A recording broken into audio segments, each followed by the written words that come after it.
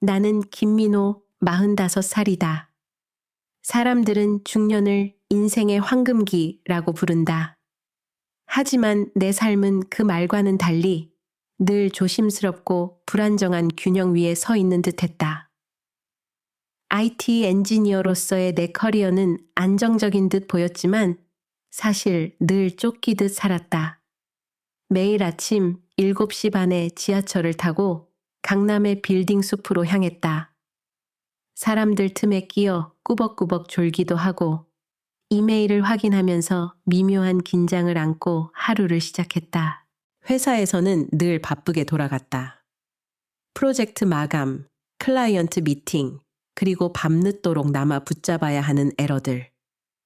가끔은 나도 나는 언제까지 이렇게 달려야 하지? 라는 질문을 했지만 곧 아이 학원비와 은행 대출 이자를 떠올리며 조금만 더 버티자 라고 스스로를 다독였다. 동료들과의 대화도 대부분 흘러가는 농담이나 자잘한 불평 정도에 그쳤고 진심으로 고민을 털어놓는 관계는 많지 않았다. 그래도 나는 내 자리에서 묵묵히 버텨내는 사람이라 자부했다. 내겐 가족이 있었다. 아내와 고등학교 2학년인 딸아이, 그리고 대학 등록금을 앞둔 아들. 게다가 아버지는 몇 년 전 뇌졸중으로 쓰러지신 뒤 꾸준한 치료가 필요했다. 가족은 내게 삶의 이유이자 동시에 막대한 책임으로 다가왔다. 하지만 그 무게가 나를 짓누르는 순간에도 저녁 집으로 들어서는 순간 아내가 차려주는 밥상에서 나는 작은 위로를 찾았다. 집 안에는 늘 아이들의 공부하는 소리, 라디오에서 흘러나오는 음악, 아내가 부엌에서 내는 밥비 움직이는 소리가 있었다. 그 모든 것이 나에게는 나는 아직 살아있다는 증거였다. 사실 내 마음속에는 가끔씩 막연한 자부심도 있었다. 나는 기술자로서 그래도 회사에서 인정받으며 살아가고 있다. 내 자리는 그렇게 쉽게 흔들리지 않겠지. 프로젝트 성과에 따라 보너스가 들어올 때면 아내와 함께 소고기를 사 먹기도 했고 아이들 등록금이 큰 부담으로 느껴지지 않는 순간도 있었다. 어느 날에는 아들 녀석이 장난스럽게 말했던 게 떠오른다. 아빠, IT 엔지니어면 영화처럼 해킹도 할 수 있어? 나는 피식 웃으며 대답했다. 아빠는 그런 멋있는 건 못해. 그냥 버그 잡고 시스템 지키는 게 일이야. 아이는 그래도 멋지다 라고 말했고 그때만 해도 나는 아이의 말에 조금은 어깨가 으쓱해졌다. 그러나 그 안정이라 믿었던 일상이 얼마나 덧없을 수 있는지 나는 곧 알게 될 거였다. 지금 이 글을 적으며 돌아봐도 그 시절의 나는 앞으로 다가올 추락을 전혀 예상하지 못했다.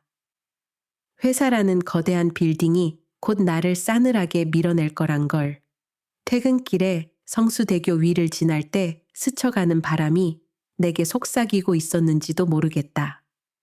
하지만 그때 나는 그저 내일도 출근해야지 라는 습관적인 생각을 하며 하루하루를 이어갔다. 내가 기억하기로 어느 겨울이 다가오던 시점이었다. 이미 회사 내 분위기는 조금씩 변하고 있었다. 젊은 인턴들이 쉴 새 없이 들어오고 새로운 언어와 프레임워크 이름이 회의실에 가득했다. 후배들은 카페에서 개발 미섭에 가고 자기들끼리 새로운 기술 이야기를 신나게 나눴다. 나는 이해하려 애썼지만 머릿속에 잘 들어오지 않았다. 내 손에 익었던 자바와 C++의 문법은 여전히 유효했지만 회사는 더 빠른, 더 가볍고 혁신적인 무언가를 추진하고 있었다. 그럴수록 나는 일부러 더 열심히 일하며 나의 존재 가치를 증명하려 했다. 하지만 언제부턴가 상사들과의 대화에서 미묘한 공기가 느껴졌다. 민호 씨, 이번 프로젝트에는 새로운 팀이 주도할 예정이라. 민호 씨는 서포트 정도면 될 것 같아요. 아, 네. 대답하는 내 목소리가 스스로도 공허하게 들렸다. 마음속 어딘가에서는 이미 징조를 감지하고 있었을지도 모른다. 그럼에도 불구하고 나는 스스로를 속였다. 괜찮아. 지금까지 버틴 사람이야. 나를 쉽게 내칠 순 없겠지. 그렇게 스스로를 안심시키며 출근하고 집에서는 아이들에게 숙제를 도와주며 또다시 내일을 맞이했다. 아무도 모른다. 어느 날 날카로운 날이 순식간에 다가와 내 삶을 가를 줄은 그날은 곧 오고 있었다. 이야기 시작하기 전 무료 버튼인 구독과 따봉 버튼 부탁드립니다. 혹시 이야기 어디에서 듣고 계신가요? 지역 이름이나 장소를 댓글에 남겨주시면 감사한 마음으로 반갑게 인사드리겠습니다. 오늘의 사연 시작합니다. 회사에서 그날은 유난히 공기가 무거웠다. 창밖에는 겨울비가 내렸고 잿빛 하늘이 마치 모든 기운을 짓누르는 듯했다. 오전 회의가 끝나자 팀장이 내 자리로 다가왔다. 그는 어딘가 어색하게 웃으며 말했다. 민호 씨, 잠깐만 시간 좀 괜찮아요? 인사팀에서 이야기가 있대요. 순간 심장이 덜컥 내려앉았다. 머릿속에서는 별별 생각이 다 스쳐갔다. 설마 아니겠지. 그냥 인사이동이나 프로젝트 조정 정도일 거야.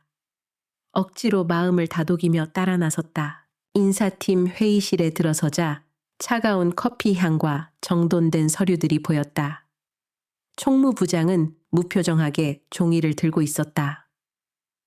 김민호 씨, 아시다시피 회사 상황이 좋지 않습니다. 구조 조정을 불가피하게 진행하게 되었고 그 순간 내 귀에는 그의 목소리가 희미하게 울렸다. 마치 깊은 물속에서 들려오는 소리 같았다. 따라서 이번 달 말부로 계약을 종료하게 됩니다. 나는 아무 말도 할 수 없었다. 책상 위에 종이를 보니 계약 해지 통보서라는 제목이 굵은 글씨로 박혀 있었다.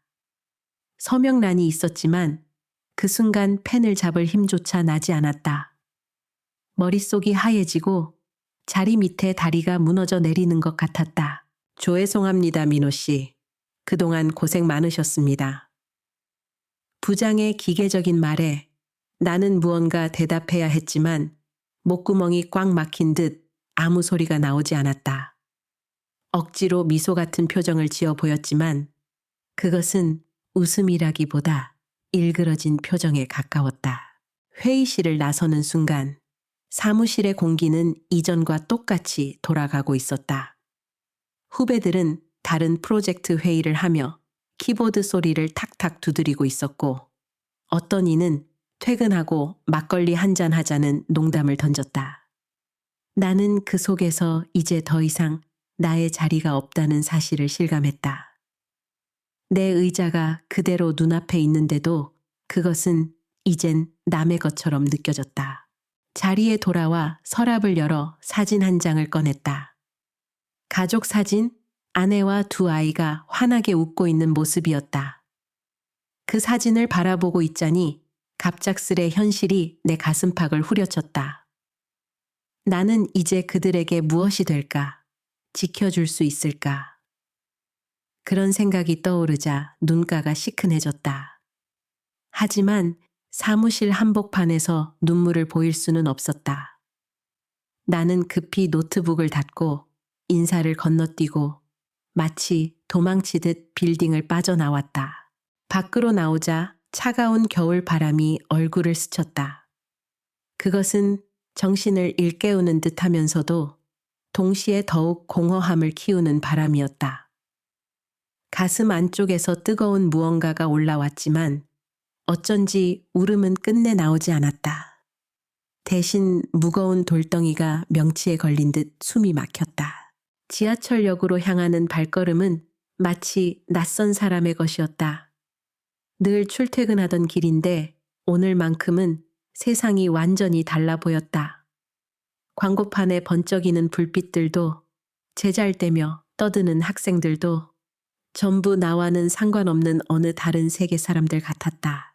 휴대폰을 열자 아내에게서 오늘 저녁에 일찍 들어와 애들 밥 같이 먹자라는 평범한 메시지가 도착해 있었다. 그것 하나가 더 이상 평범하게 느껴지지 않았다. 나는 어떻게 이 사실을 전해야 할까? 아내는 어떤 표정을 지을까? 아이들은 혹시 실망하지 않을까? 전철 좌석에 앉아 멍하니 창밖을 보며 나는 내 인생을 되짚어봤다. 수십 년간 회사에 바친 세월들이 순식간에 종이 한 장으로 끝나버렸다. 그동안의 야근, 새벽까지 디버깅을 하던 나날들, 고생해서 성과를 냈을 때의 뿌듯함, all of it. 아무 의미 없이 지워진 듯했다. 사람들이 흔히 말한다. 직장은 가족이 아니야. 언제든 널 버릴 수 있어. 그 말이 이토록 생생하게 와닿은 순간은 없었다. 회사는 나를 필요한 도구로 소비하다가 이제 낡았다고 판단하자 그대로 내버린 것이다. 전철 창문에 비친 내 얼굴을 보니 나는 마치 몇 년은 더 늙어버린 듯했다. 흐릿한 눈빛, 앞으로 나아갈 힘을 잃은 표정. 나는 작게 중얼거렸다. 민호야, 이제 어떻게 하냐? 내 목소리는 전철의 소음 속에서 금세 묻혀버렸지만 그 한마디는 내 머릿속에서 오랫동안 메아리 쳤다. 그날 집으로 돌아가는 길, 나는 무엇보다 집 문을 열기가 두려웠다. 나의 하루는 이렇게 한 장의 종이와 함께 무너져 내리고 있었다. 집 앞에 다다르자 다리가 돌처럼 무거워졌다. 열쇠를 꺼내 문을 열려는데 손이 떨렸다. 이 문을 열고 들어가면 나는 가장으로서 날카로운 물음 앞에 설 수밖에 없다. 아이들의 학원비, 아버지의 병원비, 주택 대출. 모든 것이 내 어깨 위로 얹혀질 것이다. 아빠 왔다. 딸아이가 달려 나왔다. 그 순박한 얼굴에 웃음이 가득했는데 그 순간 나는 거의 쓰러질 뻔했다. 가슴 속에 숨기고 있는 이 사실을 아직 모르는 저 웃음을 어떻게 마주한단 말인가. 아내는 부엌에서 국을 끓이고 있었고 오늘은 좀 늦었네? 씻고 와, 곧 밥 먹자 라고 말했다. 평소와 같은 하루 일과다. 하지만 내 안에서는 이미 세상이 갈라지고 있었다. 나는 억지로 밝게 대답했다. 응, 곧 씻고 올게. 하지만 손을 씻으러 화장실에 들어가 거울을 보자 경직된 내 얼굴이 눈에 들어왔다. 그 순간 숨이 막혀왔다. 식탁에 앉았을 때 아내는 무언가 내 표정이 이상함을 눈치챘던 듯하다. 조심스럽게 물었다. 민호 씨, 무슨 일 있어? 얼굴이 안 좋아 보여. 나는 숟가락을 들다가 멈췄다. 아이들이 눈을 반짝이며 나를 보고 있었다. 순간 아이들 앞에서는 말하지 말자라는 생각이 스쳤다. 그래서 억지로 밥을 뜨며 대답했다. 아냐, 그냥 회사 일이 좀 많아서 그래. 하지만 아내의 눈빛은 날카로웠다. 말은 안 했지만 그녀는 내 표정이 무언가 더 큰 문제를 숨기고 있다는 걸 감지한 듯했다. 그날 밤 아이들이 방으로 들어가고 집이 잠잠해지자 아내가 차분히 물었다. 솔직히 말해줘. 무슨 일이야? 나는 더 이상 숨길 수 없었다. 천천히, 그러나 마치 돌을 꺼내듯 무겁게 내뱉었다. 오늘 회사에서 구조조정 통보를 받았어. 이번 달 말까지만 다니래. 순간 공기가 얼어붙었다. 아내는 눈을 크게 뜨며 나를 바라보았다. 그녀의 표정은 놀람, 분노, 그리고 두려움이 섞여 있었다. 뭐라고? 구조조정? 그런데 왜 하필 당신이야? 그렇게 밤낮 없이 고생했는데. 그녀는 목소리를 높이다가 이내 입술을 깨물었다. 쏟아지려는 울음을 억누르는 듯했다. 나는 아무 변명도 하지 못했다. 그저 고개를 숙이고 손가락만 꼼지락거렸다. 사실 나도 같은 질문을 100번 이상 되새기고 있었다. 왜 하필 나인가? 하지만 대답할 수 없었다. 잠시 정적이 흘렀다. 아내가 작게 한숨을 내쉬며 말했다. 그럼 이제 어떻게 되는 거야? 대출이랑 학원비, 아버님 치료비. 말소리가 점점 작아지더니 그녀의 눈가가 촉촉해졌다. 나는 애써 침착하게 말했다. 괜찮을 거야. 일단 다른 회사에 지원해 볼 거야. 내 경력이 있으니까 금방 자리 찾을 수 있을 거야. 하지만 그 말은 나 스스로도 믿지 못하는 공허한 위로였다. 아내는 가만히 나를 보고 이내 등을 돌려버렸다. 등 뒤에서 들려오는 그녀의 낮은 목소리는 너무도 날카롭게 가슴을 찔렀다. 당신, 내가 기대고 싶었던 사람이었는데 지금은 내가 더 무서워. 그 말이 내 귓가를 맴돌았다. 평소 나를 누구보다 지지해주던 아내에게서 나온 말이기에 더욱 치명적이었다. 그녀를 원망할 수 없었다. 사실은 내가 가장으로서 그녀와 아이들을 보호하지 못했다는 죄책감이 더 크기에 침대에 누운 밤 나는 잠을 이룰 수 없었다. 천장만 바라보며 눈을 껌뻑였다. 예전에는 회사 일 때문에 잠 못 이룬 밤이 있었지만 오늘은 완전히 다른 종류의 불면이었다. 앞으로의 생활, 가족의 미래, 내 위치, 모든 것이 불투명했다. 가슴팍이 쿵쾅거려 잠시도 가만히 있을 수 없었다. 옆에서 등을 돌린 아내의 천이 느껴졌다. 예전 같으면 그 천이 안심을 주었는데 오늘은 그조차 차갑게만 다가왔다. 나는 속으로 중얼거렸다. 민호야, 무너질 수 없어. 네가 무너지면 가족까지 무너진다. 그렇게 밤을 꼬박 새우며 나는 스스로를 다잡으려 애썼다. 하지만 아내와의 대화는 이미 깊은 금을 남겼고 내 안의 불안감은 이미 집 안 곳곳에 가득 퍼져 들어가고 있었다. 가정이 안식처여야 할 텐데 지금은 그마저도 내게는 무거운 법정 같았다. 다음 날 아침 나는 무거운 몸을 억지로 일으켜 앉았다. 어제 밤새 뒤척였지만 아침은 여지없이 찾아왔다. 아내는 평소처럼 아이들을 챙기고 있었다. 하지만 우리는 서로 눈을 잘 마주치지 않았다. 그녀의 뒷모습에는 여전히 말하지 못한 불안과 원망이 담겨 있는 것 같았다. 나는 결심했다. 일단 움직이자. 뭐라도 해야 한다. 그대로 멍하니 있으면 가족은 더 불안해할 거야. 아내에게 오늘부터 이력서 좀 정리해 보려고 말했지만 그녀는 그저 고개만 끄덕였다.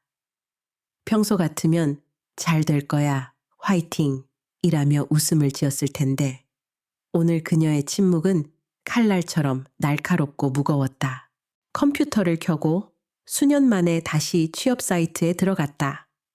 나에게는 20년 가까운 IT 경력이 있었다.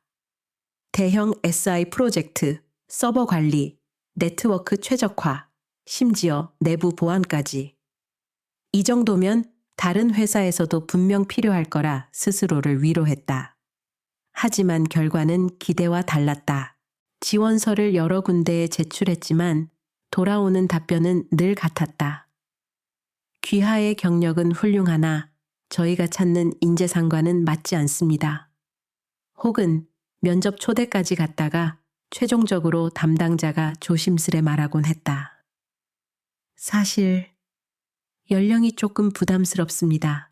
저희는 더 젊은 팀을 원해서 이해해 주시겠어요? 그 순간마다 나는 머리를 한 대 얻어맞은 듯 했다. 스펙과 경험, 그 모든 것이 나이라는 두 글자 앞에 무력해졌다. 후배 시절 나보다 한참 늦게 시작했던 동기들이 지금은 프로젝트 리더로 자리 잡고 있다는 걸 떠올리자 더 쓰라렸다. 면접장에서 어떤 인사 담당자가 말했다. 민호 씨 같은 분은 실력이야 충분히 입증됐습니다. 다만 지금 우리 팀 평균 연령이 30 초반이라 솔직히 말씀드리면 팀 분위기와 맞추기가 어렵다고 판단했습니다. 팀 분위기요? 내가 되물었을 때 그는 기계적으로 웃으며 마무리했다. 네, 요즘은 팀워크가 생명이니까요. 팀 분위기, 팀워크. 결국 그 말은 나이가 너무 많다는 상투적인 회피였다. 면접을 마치고 나와 길가 벤치에 앉았을 때 눈물이 핑 돌았다. 45이라는 나이가 이렇게 큰 죄가 될 줄 몰랐다. 내가 쌓아온 세월은 노후화된 코드처럼 쓰레기통으로 버려지는 기분이었다. 며칠간 지원서를 더 보내고 면접을 다녔지만 상황은 다르지 않았다. 회사들은 새로운 기술 스택과 젊은 열정을 요구했다. 내 경력은 무거운 돌 같은 족쇄로만 취급됐다. 누군가는 내게 자문을 구하기도 했다. 민호 선배, 클라우드 마이그레이션은 어떻게 생각하세요? 하지만 그조차 단순한 호기심일 뿐 채용으로 이어지지는 않았다. 집으로 돌아오면 아내의 눈빛이 조금씩 변해갔다. 처음엔 걱정이었지만 이제는 조급함과 원망이 섞여 있었다. 아이들은 조용히 공부하며 눈치를 봤다. 밥상머리는 어색해졌고 나의 불안은 집 안구석구석을 차지했다. 나는 밤마다 노트북 앞에서 새로운 언어와 툴을 공부하려 했다. 하지만 집중되지 않았다. 머릿속에는 집 대출 이자와 다음 달 등록금과 아버지 치료비가 숫자로만 떠다녔다. 몇 번이고 손에 쥔 펜을 꾹 꺾어버리고 싶은 충동이 들었다. 심지어 한 번은 예전 동료와 연락이 닿았다. 잘 지내냐고 묻길래 억지 웃음으로 응, 그냥 좀 쉬고 있어 라고 대답했다. 그러자 그는 이렇게 말했다. 좋겠다. 요즘은 쉬는 것도 사치인데. 사실 우리 팀은 사람 부족해서 바쁘거든. 근데 솔직히 말하면 너 없어도 다 잘 돌아가더라. 그 말에 다시 한번 심장이 내려앉았다. 마치 내 존재가 회사에 아무 필요도 없었다는 걸 증명받은 듯했다. 며칠 후 나는 거울 앞에 다시 섰다. 볼살은 빠지고 눈 밑에는 다크서클이 짙게 내려앉았다. 아내가 옆에서 작은 소리로 말했다. 민호 씨, 언제까지 이렇게 살 거야? 집안이 점점 무너지는 거 안 보여? 나는 대답하지 못했다. 하고 싶은 말은 많았지만 목구멍이 막혀 아무 말도 나오지 않았다. 대신 손가락만 꼼지락거렸다. 그날 밤 아이가 자는 방 앞에서 몰래 멈춰 섰다. 책상 위에 놓인 교재와 필기 노트를 보고 있자니 심장이 미어졌다. 나는 속삭였다. 아빠가 다시 일어날 거다. 무슨 수를 쓰든. 그때는 몰랐다. 그 약속이 결국 나를 완전히 새로운 길로 이끌게 될 줄은. 하지만 분명한 건 그 순간 나는 더 이상 가만히 있을 수 없었다. 뭔가 해야 했다. 그리고 그 뭔가는 내 자존심과는 정반대에 있는 일이 될 터였다. 며칠 동안 나는 집과 취업 사이트 사이를 오가며 스스로를 소모했다. 클릭 몇 번으로 던진 지원서들이 허공 속에서 사라지는 기분, 인터뷰 요청조차 오지 않는 날들이 이어졌다. 거울 속의 나는 점점 초라해져 갔다. 아내의 얼굴도 지쳐 있었고 아이들 역시 말수가 줄었다. 우리 집은 마치 긴 겨울에 갇힌 듯 무거운 공기로만 가득했다. 그날도 채용 사이트를 닫고 멍하니 앉아 있는데 무심코 스마트폰을 만지작거리다가 배달 플랫폼 앱을 열었다. 수많은 파란 자전거와 오토바이 아이콘이 지도로 바삐 움직였다. 숫자로 표기된 기사 수입, 성공 후기, 하루 10시간 뛴 결과 200만 원 가능 같은 문구가 화면에 떠 있었다. 가슴 밑바닥에서 무언가 불쑥 올라왔다. 내가 저걸 할 수 있을까? 라는 생각이었다. 순간 뺨이 화끈거렸다. IT 엔지니어로 살아온 내가 배달을 한다니. 사회는 이 일을 천시했고 심지어 나 역시 은근히 낮춰본 적이 있었다. 그러나 통장 잔액이 적나라하게 현실을 보여줬다. 주택대출 상환일이 다가왔고 아버지 병원비 고지서 이메일이 도착했다. 가족을 먹여 살린다는 그 오래된 명제가 다시 머릿속에서 울려 퍼졌다. 저녁 식탁에서 조심스레 아내에게 말했다. 여보, 나 일단 배달 좀 해볼까 생각해. 그녀의 젓가락이 움직임을 멈췄다. 눈빛은 놀람과 분노, 그리고 억눌린 체념이 섞여 있었다. 민호 씨, 당신은 엔지니어잖아. 이력서 계속 넣으면 언젠가 연락 올 거야. 나는 씁쓸히 웃었다. 언젠가가 너무 늦을 것 같아. 생활비는 기다려주지 않잖아. 애들 학원비도 있고 아버지 치료도 있고. 아내는 한참 말이 없었다. 그러다 낮은 목소리로 물었다. 자존심 괜찮겠어? 나는 잠시 침묵하다가 고개를 끄덕였다. 자존심이 밥은 안 주잖아. 지금은 그보다 중요한 게 있어. 그날 밤 나는 앱에 회원 가입을 하고 신분증과 오토바이 면허증을 등록했다. 단계별 절차가 차갑게 진행됐다. 프로필 사진을 찍을 때 내 얼굴이 마치 이방인처럼 낯설었다. 예전에는 사원증에 나를 자랑스럽게 붙여넣곤 했는데 이제는 배송기사 번호가 내 정체성이 되었다. 며칠 뒤 유니폼과 헬멧, 단말기가 도착했다. 박스를 열어보자 묘한 감정이 밀려왔다. 새로운 시작이라는 두려움과 그래도 뭔가를 한다는 안도감이 묘하게 뒤섞였다. 아이들이 신기한 듯 유니폼을 만지작거리며 말했다. 아빠, 진짜 이거 할 거예요? 와, 아빠 멋있다. 순간 나는 웃음이 터졌다. 적어도 아이들 눈에는 내가 여전히 일을 하려는 모습이 살아있었다. 어린 눈빛은 이런 상황의 무게를 다 알지 못하기에 오히려 위로가 되었다. 출근 첫날, 이른 새벽부터 알람을 맞췄다. 오토바이를 점검하고 배달용 단말기를 켜자 오늘도 안전운전하십시오 라는 안내 음성이 흘러나왔다. 그 기계적인 목소리가 묘하게 비장하게 들렸다. 도로로 나서는 순간 나는 더 이상 IT 엔지니어가 아니라 민호 배달 기사였다. 차가운 겨울 새벽 바람이 얼굴을 때렸고 손은 곧 얼어붙었다. 그러나 속으로 중얼거렸다. 가자. 시작은 이렇게 하는 거다. 자존심은 이미 먼 곳으로 흘러갔다. 남은 건 단 하나, 가족을 지켜야 한다는 절박함이었다. 그리고 그 절박함이 나를 오토바이 위로 밀어 올리고 있었다. 그날 나는 완전히 다른 세계로 발을 내디딘 셈이었다. 첫날 아침, 배달 플랫폼 앱에 접속하자 화면이 숫자와 그래프로 가득 채워졌다. 현재 배송 가능 주문수 245, 기사수 210. 숫자들이 끊임없이 실시간으로 변동했다. 순간 머리가 어질어질했다.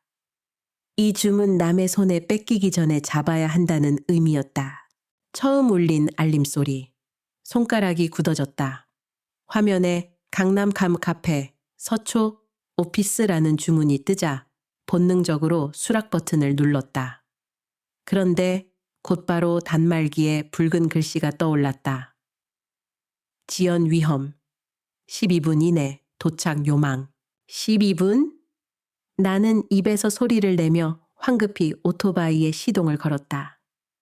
내비게이션은 가장 빠른 길을 안내했지만 새벽부터 도로는 이미 꽉 막혀 있었다. 차 사이를 조심스럽게 헤집고 겨우 카페 앞에 도착했을 때 주문자는 벌써 팔짱을 끼고 기다리고 있었다. 너무 늦으셨네요. 커피 다 식었잖아요. 첫 마디가 한숨 섞인 불만이었다. 나는 억지로 웃으며 죄송합니다. 처음이라 경로 찾기가 조금 늦었습니다. 말했지만 상대는 단말기에서 내 별점을 2점으로 눌러버렸다. 그 순간 머릿속이 얼어붙었다. 회사에서는 아무리 실수를 해도 최소한 몇 번의 기회는 있었다. 하지만 이곳은 차갑게 점수로 즉시 찍어 눌렀다. 겨우 첫 주문을 끝낸 참에 납품 지연, 평점 저하가 동시에 기록된 것이다. 두 번째, 세 번째 주문을 치르며 상황은 더 험난했다. 건물을 잘못 찾느라 10분을 허비했고 경비실 직원에게 호통을 들으며 식은 땀을 흘렸다.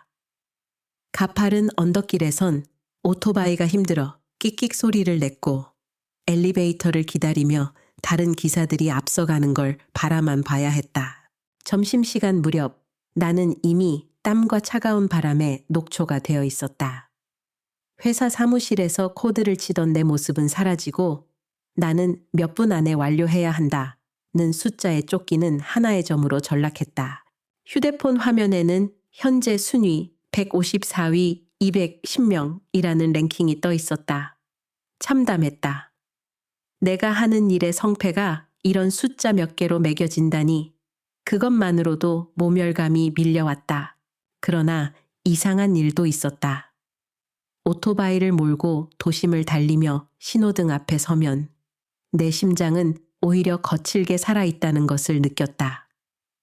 그동안 오피스 안에서 모니터를 보며 갇혀있던 나는 잊고 있던 움직임의 감각이었다. 저녁 무렵 피로는 정점을 찍었다. 어깨와 허리는 뻐근했고 손바닥은 핸들을 꽉 잡느라 콕콕 쑤셨다. 집에 돌아왔을 때 아이들이 "아빠 오늘 힘들었어요?" 라며 물었다. 나는 웃으며 고개를 끄덕였다. "응, 많이 힘들었지만 그래도 했어. 아빠가 오늘 하루를 살아냈다." 아내는 말없이 나를 지켜봤다.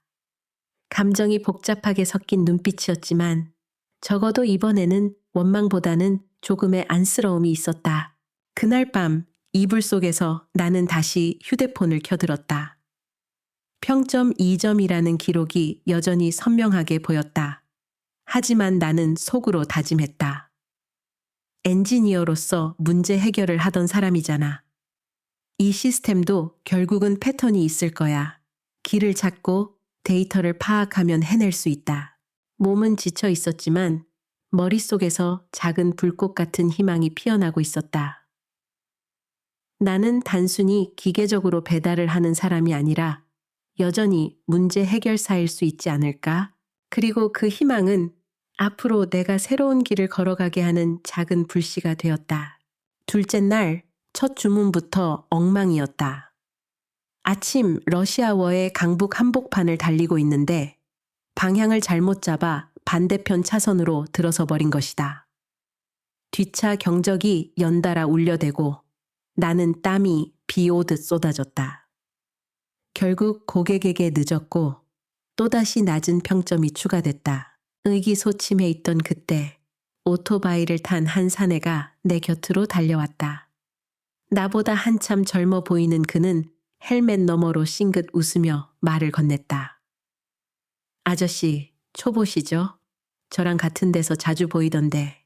나는 얼떨결에 고개를 끄덕였다.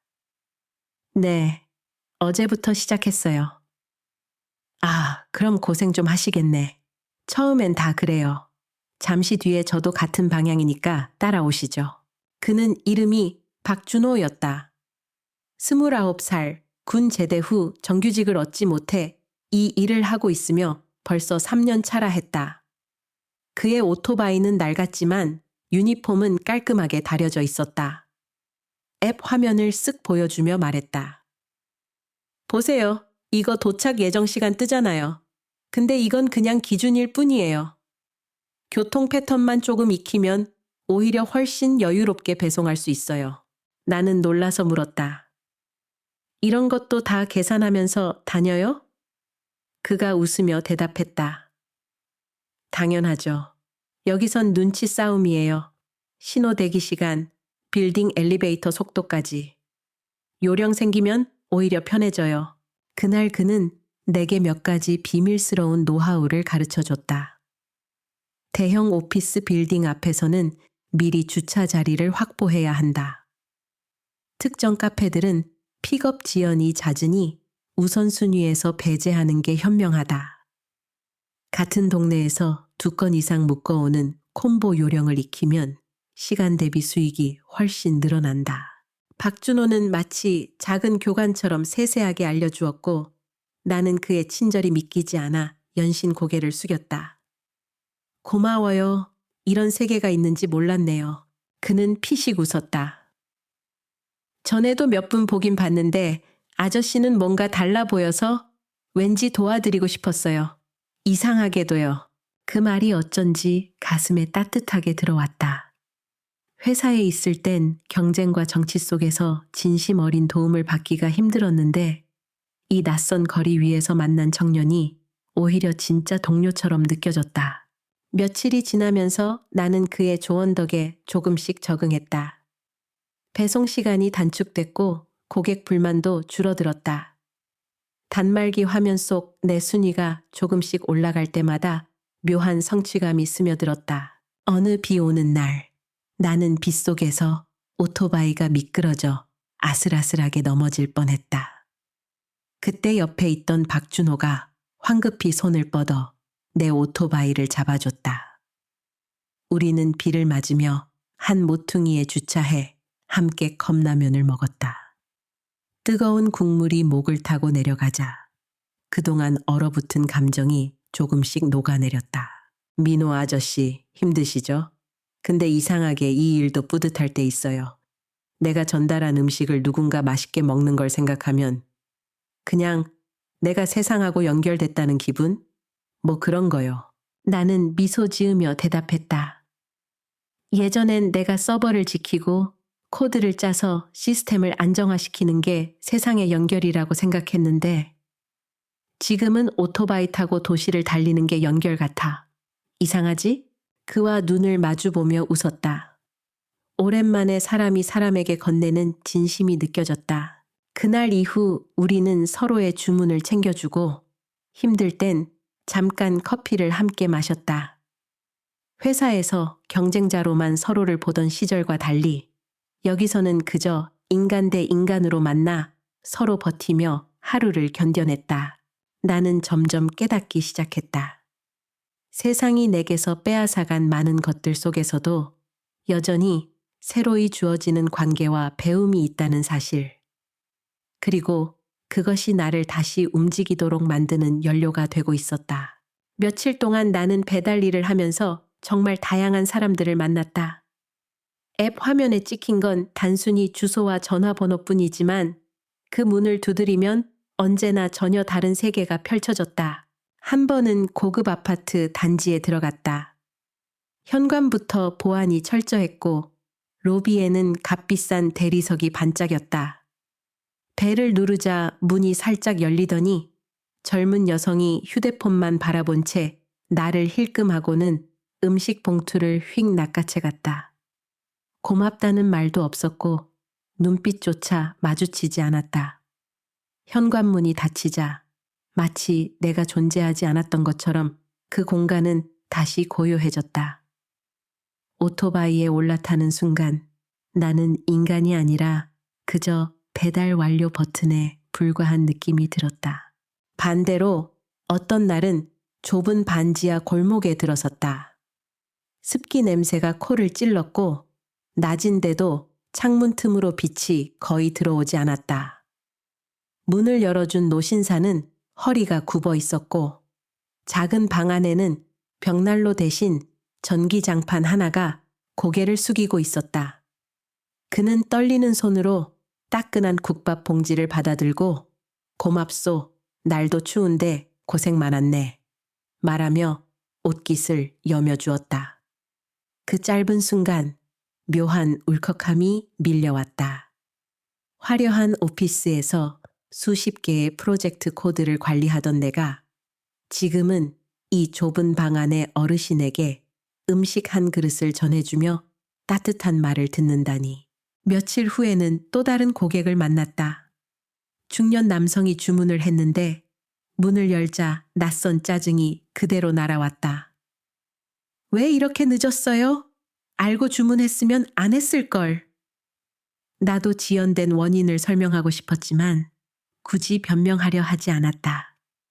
이런 상황에서는 설명보다 조용히 죄송합니다 라는 말이 더 안전하다는 걸 배웠기 때문이다. 그런데 신기하게도 이런 불친절한 주문이 반복될수록 이상하게 마음이 조금 더 단단해졌다. 회사에서는 상사의 불합리한 지적에 지독히 상처받곤 했는데 여기서는 낯선 이의 짜증 섞인 말이 이상하리만치 빨리 사라졌다. 아마도 서로에게 깊은 이해관계가 없는 탓일지도 모른다. 내 존재감은 잠시 스쳐 지나가는 택배 봉지와 같았으니까. 어느 날은 늦은 밤 작은 병원으로 배달을 갔다. 간호사가 나를 보며 급히 달려나와 정말 고맙습니다. 야간 근무자는 밥 먹을 시간이 잘 없어서요. 라며 인사를 거듭했다. 나는 어쩐지 숨이 막혔다. 나 역시 한때는 의료보험 체계와 병원 전산망을 유지하는 담당으로서 백엔드에서 누군가를 돕는 사람이었다. 그런데 지금은 단순히 김밥 한 줄을 가져다 주어도 누군가의 피곤한 얼굴에 빛을 줄 수 있다니 이건 또 다른 방식의 지원이었다. 이렇게 하루하루 배달을 하면서 나는 수백 개의 표정을 만났다. 무심한 얼굴, 무례한 얼굴, 감사한 얼굴, 지친 얼굴. 오토바이를 세워놓고 숨을 고를 때마다 문득 깨달았다. 이 거리의 모든 문 너머에 각자의 세계가 있다. 나는 그저 잠깐 스쳐가지만 그 짧은 만남들 속에서 세상을 다시 배우고 있다. 회사 안에서 나는 늘 기능과 성과로만 평가받았다. 하지만 이 길 위에서 나는 사람들의 민낯을 본다. 그리고 역설적으로 그것이 내 마음을 조금씩 회복시켰다. 밤 늦게 집에 돌아오면 옷은 땀과 먼지로 얼룩져 있었지만 가끔씩 떠오르는 한 문장이 나를 버티게 했다. 고생 많으셨습니다. 그 간단한 말이 사무실에서 아무도 나에게 해주지 않았던 말처럼 따뜻하게 마음속에 남았다. 그리하여 나는 매일 더 늦게까지 더 먼 곳으로 배달을 갔지만 그 속에서 점점 더 인간다운 무언가를 되찾고 있었다. 그러던 어느 날 밤 내가 만난 특별한 손님이 있었다. 비가 내리던 날이었다. 앱 화면에 떴던 주소는 오래된 주택가 골목 깊숙한 곳. 가로등 불빛마저 흐릿해서 내비게이션이 방향을 잡지 못할 만큼 어두운 길이었다. 오토바이를 세우고 조심스레 비탈길을 올라가 한참을 헤맨 끝에야 작은 대문 앞에 도착했다. 낡은 철문을 두드리자 조심스럽게 열리며 허리가 굽은 할머니가 얼굴을 내밀었다. 아이고, 이렇게 비 오는 날 고생 많았네. 그분은 내 손에서 국밥 봉지를 넘겨받으며 자꾸 내 손등을 만지며 춥지? 얼른 들어와서 쉬었다가 라고 말했다. 나는 당황스러워 손사래를 쳤다. 괜찮습니다, 할머니. 전 금방 또 나가야 돼서요. 하지만 그녀는 억지로라도 작은 현관에 들어오게 했다. 내부는 오래된 가구와 차가운 공기로 가득했지만 방 안구석에는 전기장판 위에 놓인 작은 사진 액자가 눈에 띄었다. 군복 입은 청년이 활짝 웃는 사진이었다. 할머니는 빠르게 국밥을 풀어놓으며 쓸쓸하게 웃었다. 이거 원래 아들이 좋아하던 건데 이제는 내가 혼자 먹네. 아들이 지방으로 직장을 갔거든. 명절에도 잘 못 내려오고. 그 말의 순간 가슴이 저려왔다. 문득 내 아이들의 얼굴이 떠올랐다. 혹시 언젠가 나도 저렇게 홀로 쓸쓸히 시간을 보내야 하는 건 아닐까. 가족과의 연결이 느슨해지고 결국 남는 건 빈방뿐이라는 두려움이 목을 조여왔다. 나는 어설픈 위로라도 하고 싶어 입을 열었다. 할머니, 그래도 이렇게 맛있는 국밥 드시면 건강해지실 거예요. 아드님도 마음으로 늘 함께하고 계실 겁니다. 할머니는 내 말을 듣더니 눈가가 젖어들며 천천히 고개를 끄덕였다. 고마워요, 젊은이. 이렇게 비 오는 밤에 음식 가져온 것도 고마운데 따뜻한 말까지 해주니 마음이 놓인다네. 그 순간 나는 깨달았다. 이 일이 단순히 돈을 벌기 위한 수단만은 아니라는 걸. 내가 배달하는 것이 단순한 포장 봉지가 아니라 어떤 이에게는 하루의 위로와 연결이 될 수 있다는 사실이다. 집으로 돌아오는 길, 바람은 여전히 차가웠지만 내 가슴은 오히려 따뜻했다. 회사에서 잘리며 짓밟혔던 자존심이 조금씩 회복되는 걸 느꼈다. 나는 아직 누군가에게 필요한 사람이다.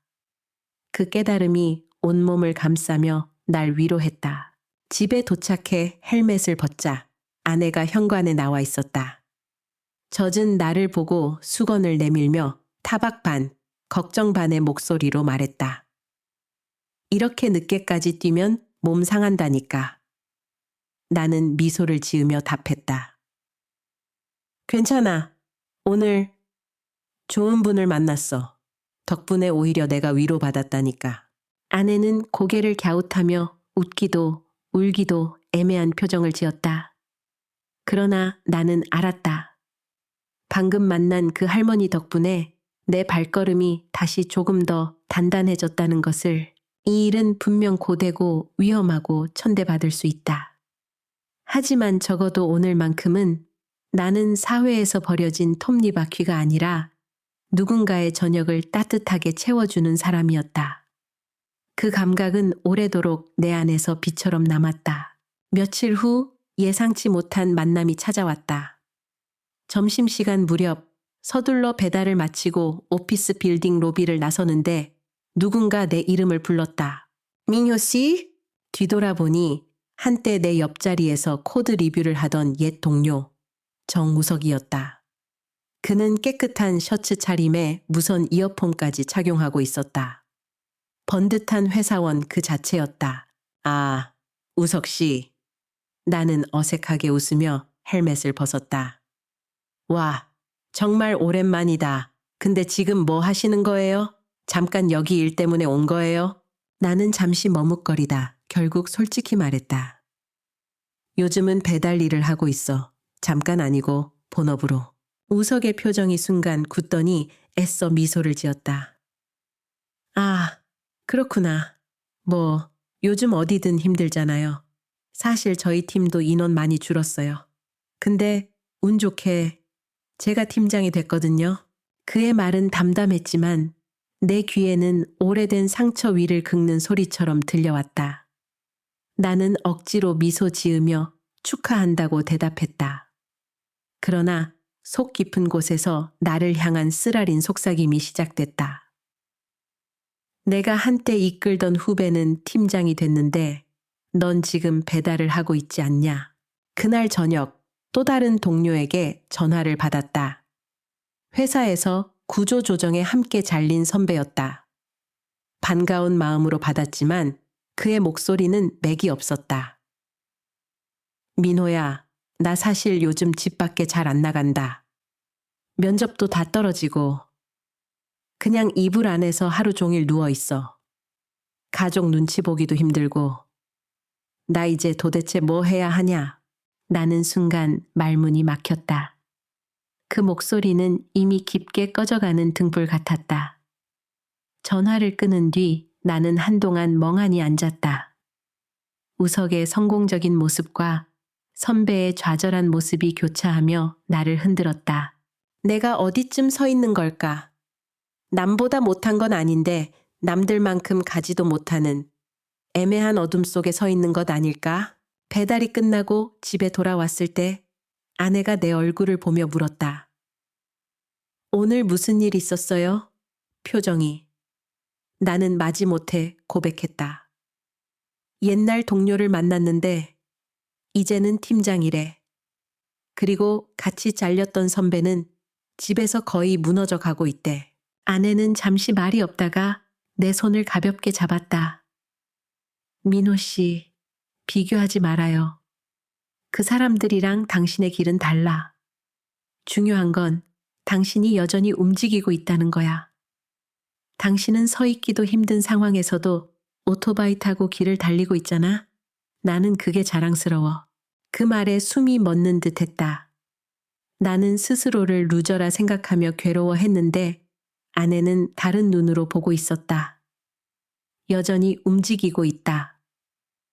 그 한마디가 깊은 우울의 늪 속에서 밧줄처럼 내려왔다. 다음 날 또다시 이른 아침 출근길에 오토바이를 몰며 나는 중얼거렸다. 맞아. 누군가는 멈췄고 누군가는 높이 올라갔지. 그래도 나는 여전히 달리고 있어. 넘어져도 다시 일어나고. 그때부터였다. 타인의 그림자에 짓눌리던 내 시선이 차츰 앞으로 향하기 시작했다. 이 길 위에서 비록 작은 점수와 한 건의 배달로 평가받는 인생일지라도 나는 분명 살아있음을 증명하고 있었다. 배달 일을 한 지 2달쯤 되었을 무렵 나는 또 다른 적을 분명히 자각하게 되었다. 그것은 차가운 기계음과 숫자였다. 앱 속에서 내 하루는 철저히 수치로 환산됐다. 몇 건을 배달했는지, 평균 소요 시간이 몇 분인지, 고객의 평점은 몇 점인지. 아침에 앱을 켜자마자 눈에 들어오는 것은 이번 주 기사 랭킹 183위 540명이라는 문구. 그것은 마치 누군가 내 이마에 낙인을 찍는 것 같았다. 늦게 도착하면 즉시 경고 메시지가 뜨고 환불이 발생하면 벌점이 계정에 기록되었다. 가끔은 앱 음성이 차갑게 경고했다. 배달 시간이 지연되고 있습니다. 당사가 추구하는 서비스 표준을 준수하십시오. 말투는 공손했지만 그 속에는 인간에 대한 따뜻한 배려는 전혀 없었다. 하루는 이런 일이 있었다. 교통체증 때문에 예정보다 5분 늦었는데 앱에서는 곧바로 페널티 1회분을 부여했다. 회사에서는 회의실에서 사유 정도 설명할 기회라도 주었는데 여기서는 설명할 권리조차 없었다. 그냥 시스템으로 찍히는 숫자가 전부였다. 더 씁쓸한 건 고객과 관계없이 오직 알고리즘이 내 미래를 좌우한다는 점이었다. 예를 들어 어떤 동네에 주문이 몰리면 자동으로 높은 점수를 받지만 교통체증이나 날씨 같은 변수는 전혀 고려되지 않았다. 아무리 열심히 뛰어도 인공지능은 내 얼굴이나 땀방울을 보지 않는다. 오직 시간, 건수, 점수. 어느 날은 순위가 너무 낮아져서 아예 주문 할당이 줄어버렸다. 앱에서는 무심하게 문구 하나가 나타났다. 서비스 품질 관리 차원에서 계정의 활성 상태가 제한되었습니다. 그 순간 나는 전율을 느꼈다. 이건 단순한 숫자가 아니라 내 생계를 위협하는 재판이었다. 인간 관리자와 마주 앉을 수조차 없는 차갑고 투명한 감옥 같은 시스템. 배달 거점 앞 벤치에 앉아 숨을 고르고 있는데 준호가 내 옆에 와 앉았다. 아저씨, 또 떨어졌죠? 얼굴이 딱 그래 보여요. 나는 한숨을 내쉬며 말했다. 응, 그냥 어이가 없네. 교통체증 때문에 늦은 건데 벌점이라니. 설명할 수도 없고 변명해봤자 상대는 기계야. 준호가 씁쓸하게 웃었다. 여기선 사람이 아니라 점수로만 살아남아요. 그래서 다들 하루라도 빨리 더 많은 건수를 따내려고 아등바등하는 거고 결국 시스템에 잡아먹히는 거죠. 나는 가만히 하늘을 올려다 보았다. 콘크리트 사이로 드문드문 보이는 겨울 하늘은 유난히 텅 비어 보였다. 이 시대는 왜 이렇게 잔인한가? 회사라는 빌딩 속에서는 정치와 인간관계라는 압력에 시달렸고 이제 플랫폼 속에서는 알고리즘과 데이터라는 새로운 압박에 갇혀 있었다. 하지만 바로 그 절망 속에서 나는 생각하기 시작했다. 이건 결국 시스템의 문제야. 한 사람이 할 수 있는 영역은 작지만 이 버튼과 숫자로 움직이는 구조에는 분명 데이터를 최적화하는 공식을 찾을 수 있을 거야. 나는 다시 오래전 엔지니어의 감각을 떠올렸다. 오류를 추적하고 문제의 원인을 분석하며 해법을 찾아내려 하던 날들. 회사는 날 버렸지만 내 머릿속의 코드는 여전히 살아있었다. 그날 밤 집으로 돌아와 샤워를 마치고 자리에 앉았다.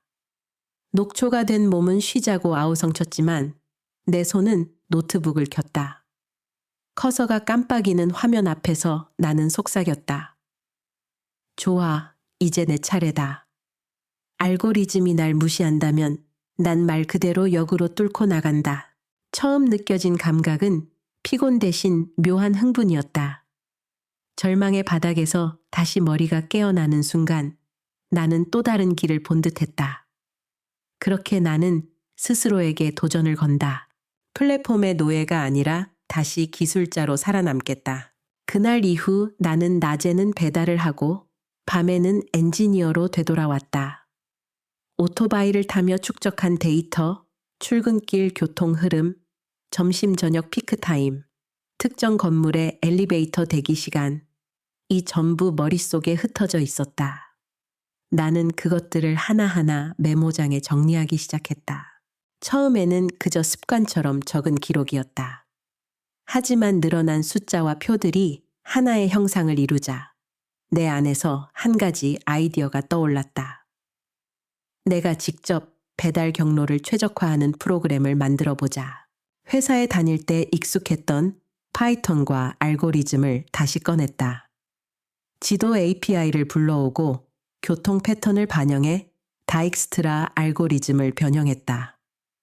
나는 최소 시간 경로뿐 아니라 고객 평점 유지 확률과 사용자 체력 절감까지 고려하는 새로운 요소를 추가했다. 밤마다 아내는 피곤에 지쳐 자고 있었지만 나는 모니터 앞에서 묘한 열정을 불태웠다. 커서가 깜빡일 때마다 심장이 같이 뛰었다. 무언가 다시 살아난 기분이었다. 비록 회사는 날 내쳤지만 코드가 돌아가며 내가 설계한 경로가 지도 위에 그려질 때마다 나는 조금씩 엔지니어라는 정체성을 되찾았다. 며칠 뒤 나는 용기를 내어 직접 만든 간단한 앱 버전을 휴대폰에 설치했다. 이름하여 Fastway Beta. 출근길에 실행하니 앱은 이렇게 속삭였다. 현재 경로는 교통 혼잡 예상, 추천 루트로 변경하시겠습니까? 그 안내대로 달려보니 놀랍게도 실제 도착 시간이 평소보다 10분이나 단축됐다. 그 이후 몇 차례 실험을 거듭하니 평균 지연이 거의 사라졌다. 나의 평점은 조금씩 회복되었고 주문 배정도 늘어났다. 박준호가 내 화면을 보다가 눈을 크게 뜨며 말했다. 아저씨, 이거 직접 만든 거예요? 완전히 신세계인데요? 나는 멋쩍게 웃으며 말했다. 그냥 내가 할 수 있는 게 이것뿐이라서. 몸은 남들처럼 빠르지 못하니까 머리라도 써야지. 준호는 흥분한 목소리로 외쳤다. 아저씨, 이거 진짜 배달하는 사람들 다 필요할 것 같아요. 공식 앱보다 훨씬 정확한데요? 그 말에 내 심장은 덜컥였다. 사실 그동안 난 단지 내 생존을 위해 만들었을 뿐이었는데 이 도구가 다른 기사들에게도 도움이 될 수 있다니. 마치 예전 내가 시스템을 안전하게 지켜 수많은 사용자를 도운 것처럼 며칠 지나지 않아 나는 작은 배달 커뮤니티에서 내 앱을 시험적으로 배포했다. 예상보다 반응은 뜨거웠다. 진짜 빨라졌다. 벌점 줄었다. 이거 만든 사람이 우리 업계 영웅이라는 댓글이 올라왔다. 어느 날 낯선 이메일이 도착했다. 안녕하세요. 테크 스타트업의 인사 담당자입니다. 귀하가 배달 기사들 사이에서 실사용 중인 Fastway 앱의 개발자라는 이야기를 들었습니다. 저희 서비스와 협력할 수 있는 가능성에 대해 논의하고 싶습니다. 나는 화면을 바라보고 오래도록 숨을 죽였다. 내가 만든 조그만 프로그램이 누군가의 눈에 띈 것이다. 그것은 단순한 관심을 넘어 내가 다시 기술자 김민호로 불릴 수 있는 가능성을 의미했다. 그 순간 눈가가 뜨거워졌다. 길 위를 달리며 모욕과 절망을 버텼던 시간들이 헛되지 않았음을 나는 코드를 통해 증명한 셈이었다. 그리고 깨달았다. 나는 버려진 게 아니었다. 다만 또 다른 방식으로 쓰일 길을 찾아야 했을 뿐이다. 그날 밤 아내에게 조심스레 이메일을 보여줬다. 그녀는 놀란 눈으로 한참을 내 얼굴을 보더니 조용히 내 어깨를 꼭 잡았다. 아무 말도 없었지만 그 손길 하나가 내게는 세상의 모든 격려가 되어주었다. 나는 이제 단순히 배달원이 아니라 다시 한번 새로운 길 위에 서 있음을 느꼈다. 며칠 뒤 나는 그 회사와 실제로 만나 이야기를 나누게 되었다. 작은 스타트업이었지만 공간은 활기가 넘쳤다. 노트북 앞에서 아이디어를 주고받고 화이트보드에는 빼곡히 써내려간 메모. 오래간만에 보는 광경이었다. 대표라는 젊은 남자가 내 손을 굳게 잡으며 말했다.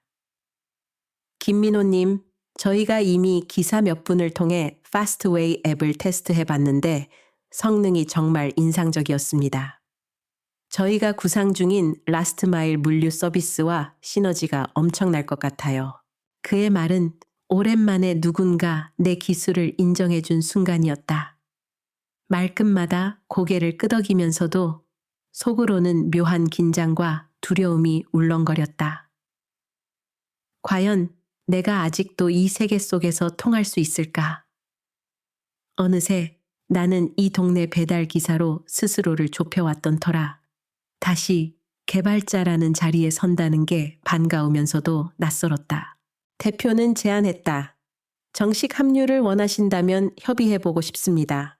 배달 경로 최적화 알고리즘을 팀에서 함께 발전시켜 보시죠. 순간 나는 대답을 망설였다. 당장 가족의 생계만 생각한다면 안정적인 엔지니어 자리를 다시 얻는 것이 맞았다.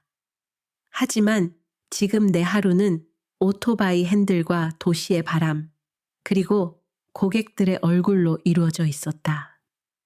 이미 나는 그 길을 몸으로 새기고 있었고 그 속에서 새로운 깨달음을 얻었다. 집에 돌아와 아내와 이야기를 나눴다. 여보, 기회가 왔어. 다시 개발자로 돌아갈 수도 있어. 아내는 놀란 눈으로 나를 보더니 이내 조용히 말했다. 정말 원해?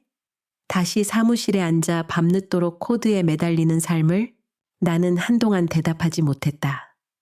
사실 배달의 일상은 고단했지만 그 속에는 분명 나를 살게 하는 힘이 있었다. 할머니의 따뜻한 말, 병원 간호사의 웃음, 박준호와의 우정.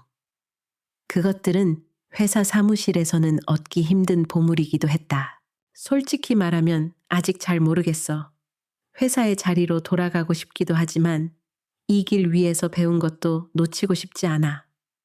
그 말을 하자 아내는 미소 지으며 내 손을 꼭 잡았다. 나는 어떤 선택을 해도 지지할 거야. 중요한 건 당신이 스스로 선택할 수 있다는 거잖아. 더 이상 쫓겨난 게 아니라 주체적으로 길을 고를 수 있다는 것. 그제야 알았다. 그것이 바로 차이였다. 예전 회사에서는 구조조정이라는 이름 아래 쫓겨났지만 지금은 내가 선택을 할 수 있다는 것. 삶의 주도권이 내 손 안에 다시 쥐어진 것이었다. 그날 이후 나는 조금씩 정리해 나갔다. 당장 결정을 내리는 대신 더 많은 데이터를 쌓고 앱을 고도화하며 시간을 벌기로 했다. 배달을 하면서도 틈틈이 새로운 기능을 추가했고 스타트업 측과도 몇 차례 더 미팅을 이어갔다. 이제는 내가 두 세계 사이에 서 있음을 분명히 느낀다. 하나는 오토바이를 달리며 땀을 흘리는 현실의 길. 다른 하나는 코드를 짜며 미래를 설계하는 가능성의 길. 두 길 모두 나를 정의하는 일부였다. 무엇을 선택하든 나는 알고 있었다. 더 이상 무너져 있던 사람이 아니라는 것. 그리고 언젠가 이 두 세계가 서로 만나 새로운 길을 만들어줄지 모른다는 희미한 기대가 내 안에 자리 잡았다. 그 희미한 불빛이 나를 다시 앞으로 가게 했다. 이제 가족과의 대화도 점차 달라졌다. 회사에서 쫓겨났다고 통보받던 그날, 나와 아내의 관계는 얼어붙은 겨울 같았다. 하지만 몇 달이 흐른 뒤 배달이라는 힘겨운 길을 함께 버티며 그리고 내가 다시 코드를 붙잡으며 엿새워온 날들, 우리는 조금씩 다시 가까워졌다. 어느 저녁 배달을 마치고 돌아오니 아내가 부엌에서 작은 미소를 지으며 기다리고 있었다. 오늘은 당신 좋아하는 김치찌개 끓였어. 고기도 좀 넣었고. 나는 순간 놀랐다. 오랜만에 그녀가 기대하는 표정으로 무언가를 내민 것이었다. 식탁에 앉아 국을 뜨는데 아들이 말했다. 아빠, 학교에서 졸업작품으로 앱 하나 만들자고 했는데 사실 아빠처럼 뭔가 근사하게 해보고 싶어요.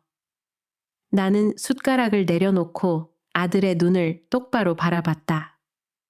그 눈동자 속에는 순수한 존경심이 있었다. 아빠가 도와줄게. 그래도 아빠 아직 코드 정도는 잘 짜거든. 농담처럼 말하자 아이가 웃으며 에이, 아빠 짱이다 라고 했다. 그 순간 나는 다시금 내가 가족에게 단순히 돈을 버는 사람이 아닌 본보기가 될 수도 있음을 느꼈다. 그날 밤 아내와 단둘이 마주 앉았다. 그녀가 먼저 입을 열었다. 처음에 당신이 배달을 한다고 했을 때 솔직히 겁이 났어. 우리가 이렇게 무너지는 게 아닌가 싶어서. 하지만 이제 보니까 당신은 오히려 더 단단해진 것 같아. 나도 그걸 보면서 변했어. 우리가 함께 있으면 어떤 길도 걸어 나갈 수 있지 않나 싶어. 나는 한동안 말이 나오지 않았다. 가슴이 꽉 차올라 눈물이 고였다. 고마워. 사실 난 계속 두려웠어. 내가 무너지고 당신까지 실망시킬까봐. 그런데 버티다 보니 우리 가족이 다시 힘을 모을 수 있다는 걸 알았어. 서로 눈을 마주 본 채 오랜만에 따뜻한 공기가 식탁 위에 돌았다. 며칠 뒤 아버지를 병원에 모시고 갔다. 검진을 기다리는 중에 아버지가 내 손을 덥석 잡으며 말했다. 민호야, 내 얼굴 참 다르다. 전에 회사 다닐 땐 힘들어서 미간이 자주 찌푸려져 있었는데 요즘은 좀 밝아졌다. 무슨 일이 있어도 살아내는 게 중요한 거다. 네가 내 아들이라서 든든하다. 눈물이 핑 돌았다. 나는 아버지의 주름진 손을 꼭 잡으며 조용히 대답했다. 아버지, 끝까지 살아낼게요. 저도 이제야 알겠어요. 버티는 게 아니라 살아내는 거라는 걸. 그날 이후 나는 가족의 시선을 더 이상 짐으로만 느끼지 않았다. 오히려 그 눈빛과 목소리가 앞으로의 발걸음을 굳세게 하는 힘이 되었다. 우리 집은 풍족하지 않았지만 예전보다 더 따뜻했다. 웃음이 늘었고 아이들은 눈치를 보는 대신 함께 이야기하기 시작했다. 아내의 미소가 부엌에, 아이들의 대화가 거실에, 아버지의 손길이 내 어깨에 얹히며 나는 다시금 깨달았다. 나는 이 가족 때문에 다시 일어나고 유지하고 걸어가는 것이다. 그리고 그 사실 하나로 나는 이미 절반은 살아낸 셈이었다. 겨울이 끝나갈 무렵 나는 다시금 인생의 갈림길 앞에 있었다. 한쪽에는 여전히 매서운 바람을 맞으며 오토바이를 몰고 다니는 배달의 길이 있었고 다른 한쪽에는 스타트업에서 내게 손을 내밀고 있는 새로운 길이 있었다.